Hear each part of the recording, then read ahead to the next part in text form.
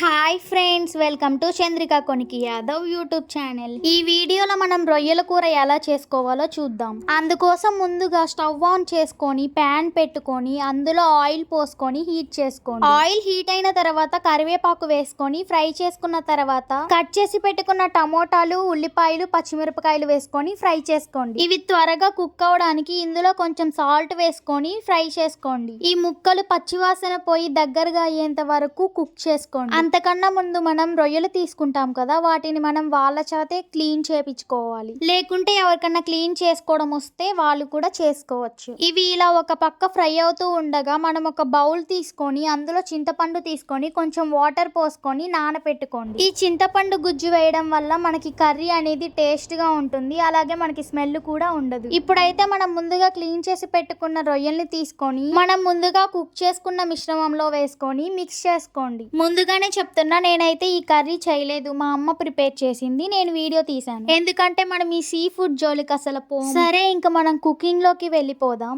బాగా మిక్స్ చేసుకున్న రొయ్యల్లో ఇప్పుడు మనం కొంచెం ఉప్పు వేసుకుందాం. ఉప్పు అనేది మీ టేస్ట్ కి తగినంత వేసుకోండి. తర్వాత ఒక స్పూన్ పసుపు వేసుకోండి. నాన్ వెజ్ ఐటమ్స్ కి పసుపు బాగానే పడుతుంది కదా, అంటే మనకి స్మెల్ రాకుండా ఉండడానికి పసుపు అనేది హెల్ప్ చేస్తుంది. ఇప్పుడు ఇందులో మనం కారం వేసుకోవాలి. కారం అనేది మీ టేస్ట్ కి తగినంత వేసుకోండి. మేమైతే ఒక 3 స్పూన్స్ వరకు వేసాము. తర్వాత మొత్తం ఒకసారి మిక్స్ చేసుకోండి. స్పైసెస్ అన్ని కలిసేలాగా మిక్స్ చేసుకోండి. నాకు తెలిసి నాన్ వెజ్ కి కారం ఎక్కువ ఉంటేనే బాగుంటుంది. నేనైతే సీ ఫుడ్స్ లో తినేది ఈ రొయ్యలు ఒక్కటే, అది కూడా ఒక 2-3 ఇయర్స్ నుంచి అలవాటైంది. అది కూడా ఎలా అంటే, ఒకసారి కర్రీ చేసినప్పుడు స్మెల్ బాగా వచ్చింది. ఎప్పుడు ట్రై చేయలేదు కదా, ఒకసారి చేద్దామని చేసే, అందరు తింటున్నారని. టేస్ట్ అయితే బాగుంది, ఇంకా అలా అలవాటు అయిపోయింది. ఇంకా కుకింగ్ ప్రాసెస్ లోకి వెళ్దాం. ఇలా ముక్కలన్నీ మిక్స్ చేసుకున్న తర్వాత ఇందులో కొన్ని వాటర్ పోసుకొని కుక్ చేసుకోండి. వాటర్ అనేది ఎక్కువేం పట్టదు, లైట్ గానే వేసుకోండి. మీకు కొంచెం సూప్ లా కావాలంటే ఎక్కువ వాటర్ పోసుకోండి. వాటర్ పోసుకున్న తర్వాత ఒక 10-15 మినిట్స్ కుక్ చేసుకోండి. తర్వాత మనం ముందుగా పేస్ట్ చేసి పెట్టుకున్న అల్లం వెల్లుల్లి కొబ్బరి ధనియాల పేస్ట్ ని వేసుకోండి. మేమైతే అన్ని కలిపి ఒకేసారి పేస్ట్ చేసుకున్నాం. మీరు కావాలంటే సపరేట్ గా కూడా చేసుకోవచ్చు.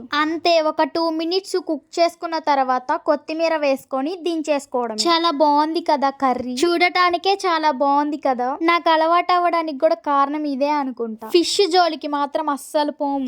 సరేలే, ఒకసారి మీరు కూడా ఇలా ట్రై చేయండి. ఇంత మంచి రెసిపీని నేను మీకు షేర్ చేశాను కదా, మరి నా ఛానల్ ని సబ్స్క్రైబ్ చేసుకొని సపోర్ట్ చేయండి. లైక్, షేర్ కూడా చేయండి. Thank you for watching.